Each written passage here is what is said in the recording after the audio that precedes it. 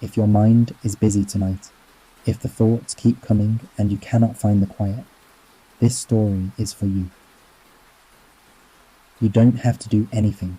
You don't have to follow every word. Just let the sound be here with you. There is a chair at the kitchen table. Pale oak wood, a faded blue cushion. It sits quietly, the way old things do, as if it has always been there and always will be. This is the story of a woman named Margaret, and her mornings, and the small steady things that hold a life together.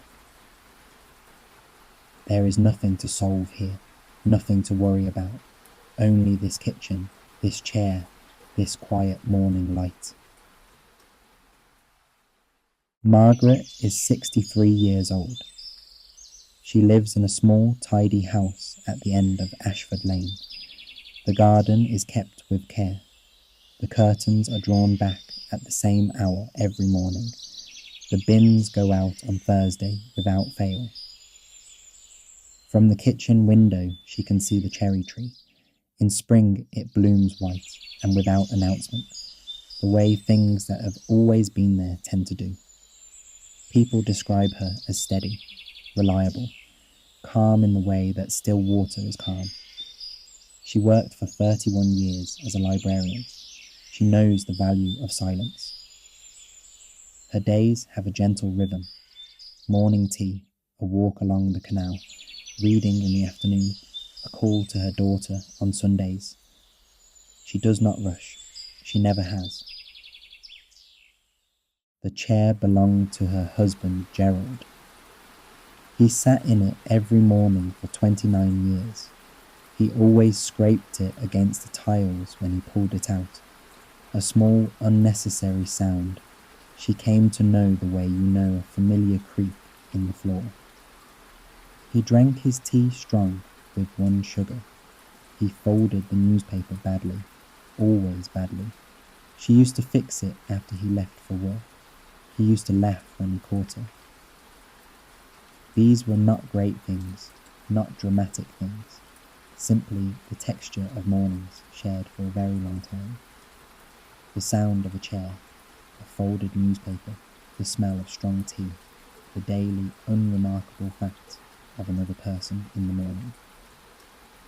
Gerald passed away 11 years ago, quietly in the spring, in the room upstairs. The cherry tree was in bloom.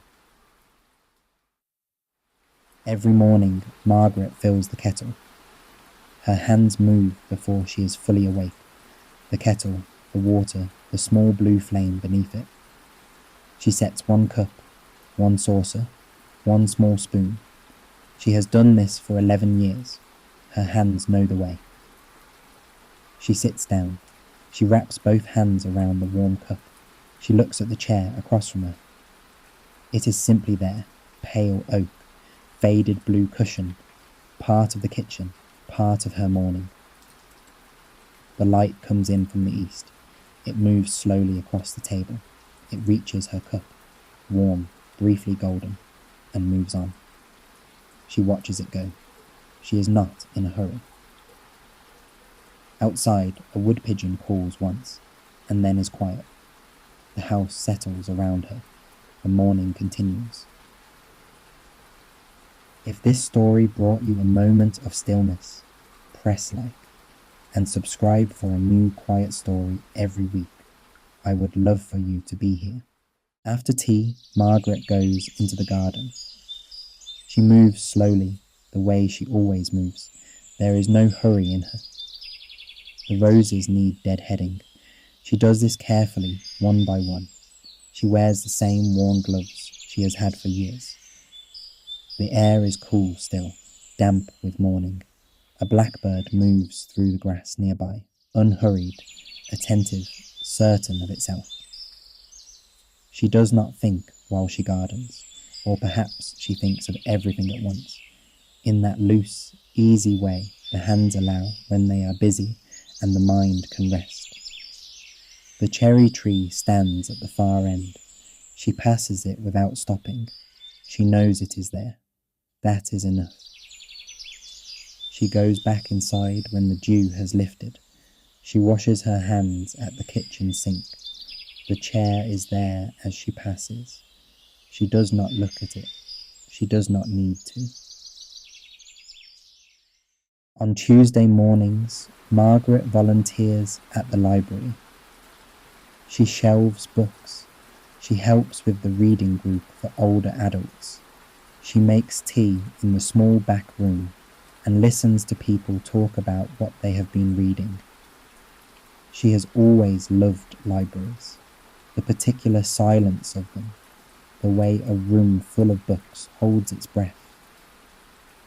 There is a woman in the reading group named Edith who is 81 and very funny, and always brings biscuits she says are from the shops, but which everyone knows she makes herself. Margaret looks forward to Tuesdays. She does not always know why, but there it is, a small quiet thing she looks forward to. She walks home along the canal. The water is grey and still. A heron stands at the bank, absolutely motionless. She stops and watches it for a while. It does not move. She does not move. They stand there together, in a way, in the quiet. In the evenings, Margaret reads. She sits in the armchair by the window with a lamp on. She has a cup of chamomile tea and a book, and sometimes she reads 2 pages and sometimes 20, and sometimes she simply sits and watches the light change outside. She does not own a television. She tried it once, years ago, and found the noise exhausting. The quiet suits her. From her chair she can see the kitchen doorway, and through it, just visible, the pale oak of Gerald's chair. She has thought sometimes of giving it away. There is a charity shop in town, but she has never done it. It is not that she cannot. It is that she does not need to. The chair is there. It is part of the room, part of the morning, part of the house that is hers. She turns a page. The lamp makes a small warm circle of light. Outside, the street is quiet. Before bed, Margaret moves through the house. She checks the lock on the front door. She turns off the lights in the hall. She fills a glass of water at the bedside table. These small rituals, she has done them for so long they require no thought. Her body knows the way. She pauses in the kitchen doorway. The room is dark except for the small light above the stove. The chair is there, pale and quiet in the half-dark. The cushion soft, the wood smooth and patient. She does not go in. She simply stands there for a moment, the way you might pause in a doorway before a room you know very well. Then she turns off the kitchen light and goes upstairs to bed. The house settles into its nighttime quiet. The chair in the kitchen, the garden outside, the cherry tree standing in the dark, patient as ever. Morning comes slowly. First a pale grey at the edges of the curtains, then a softening, then light. Margaret wakes before her alarm, as she always does. She lies still for a moment, listening. The birds are beginning. A distant car. The house, settling. The ordinary sounds of morning arriving. She gets up.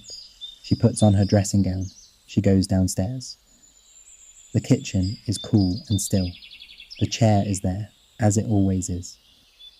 She fills the kettle. She sets 1 cup.